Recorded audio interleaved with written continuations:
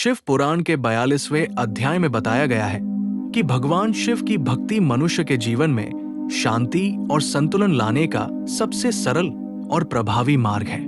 संसार में रहते हुए मनुष्य अनेक प्रकार की चिंताओं, इच्छाओं और परेशानियों से घिरा रहता है। यदि वह केवल भौतिक सुखों के पीछे भागता है तो उसका मन कभी भी स्थिर नहीं हो पाता। इस अध्याय में समझाया गया है कि शिव भक्ति मनुष्य को आंतरिक शांति प्रदान करती है।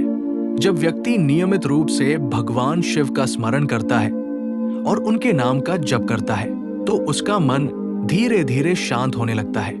ओम नमः शिवाय मंत्र का जप मन में सकारात्मक ऊर्जा भरता है और नकारात्मक विचारों को दूर करता है। अध्याय 42 ये भी सिखाता है कि जीवन में संतुलन बनाए रखना बहुत आवश्यक है।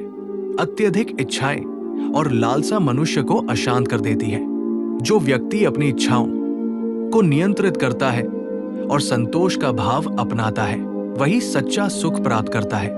भगवान शिव का जीवन भी हमें यही शिक्षा देता है कि सरलता और संतुलन ही जीवन को महान बनाते हैं। इस अध्याय में यह भी बताया गया है कि शिव भक्ति केवल पूजा या मंदिर तक सीमित नहीं होती। सच्ची भक्ति तब प्रकट होती है जब मनुष्य अपने व्यवहार में प्रेम, करुणा और विनम्रता को अपनाता है। जो व्यक्ति दूसरों की सहायता करता है और समाज के कल्याण के लिए कार्य करता है वो भगवान शिव की कृपा का पात्र बनता है। अध्याय 42 में ये संदेश भी दिया गया है कि कठिन परिस्थितियों में भी मनुष्य को धैर्य और विश्वास बनाए रखना चाहिए। भगवान शिव अपने भक्तों को कभी अकेला नहीं छोड़ते। जब व्यक्ति पूरे विश्वास के साथ उनकी शरण में आता है तब शिव उसे सही मार्ग दिखाते हैं और उसके जीवन में नई आशा का संचार करते हैं। अंततः ये अध्याय हमें सिखाता है कि शिव भक्ति से मनुष्य के जीवन में शांति, संतुलन और संतोष का विकास होता है।